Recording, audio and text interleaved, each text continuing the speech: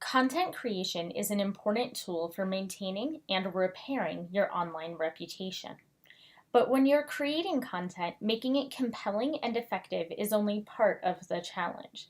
The other part of the challenge is making sure that the content you create is part of an overall strategy. Broadening it to an overall strategy accomplishes two things. First, it helps your search engine optimization, since we know search engines reward websites with new and meaningful content. And second, it helps you build a strong reputation with your audiences and constituent groups. Your website is akin to your storefront in the physical world. You want your website to support a positive and professional image for your business. Ultimately, you hope that the image will lead you to your desired reputation. So let's start at looking how to develop good content. First, remember that it takes more than one person to put out lots of good content.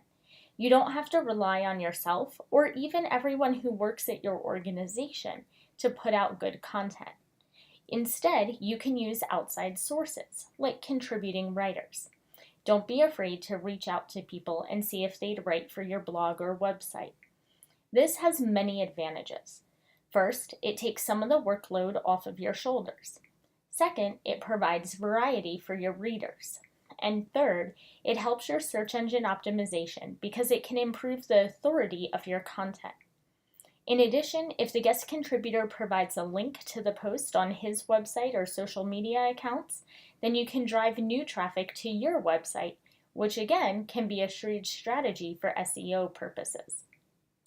Next, when developing content for your website, remember that it's not about you at all.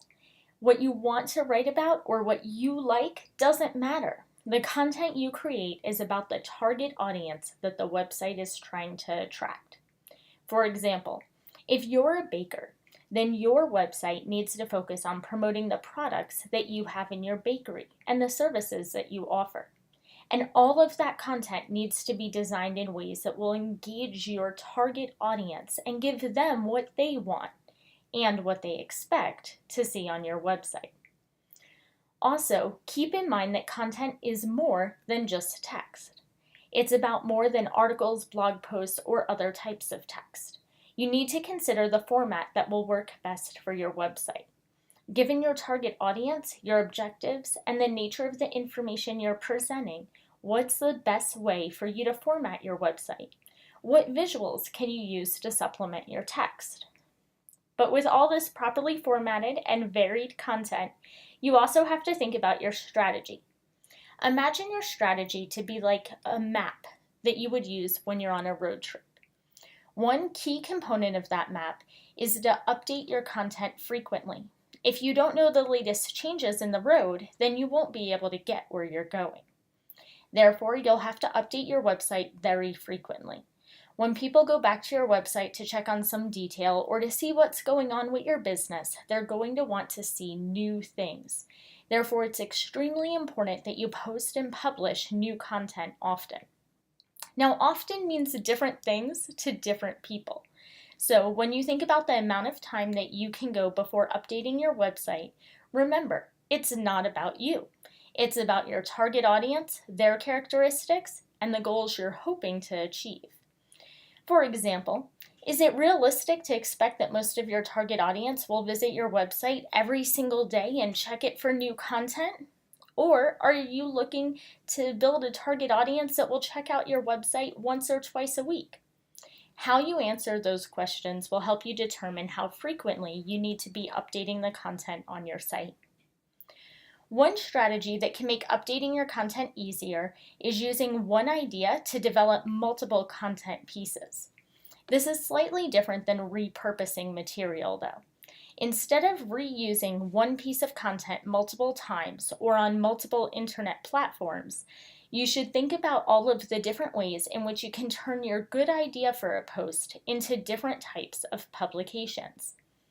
You can develop an idea and communicate it to your audience in a variety of ways.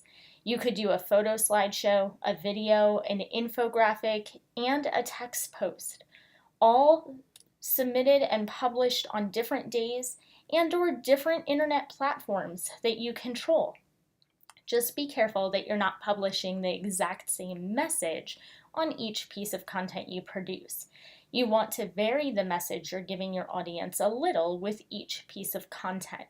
Just have them all be spawned from the same basic idea. That way, you're not repurposing the exact same material, which, if you did, could bore your audience and make people think that you don't have anything new to say or display.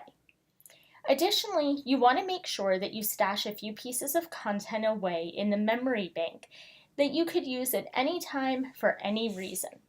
We all hit creative mental blocks from time to time. When one of those blocks hits, it's good to have a story, video, or infographic ready to go. One final tip is that you need to plan out when you'll post each piece of content you've developed.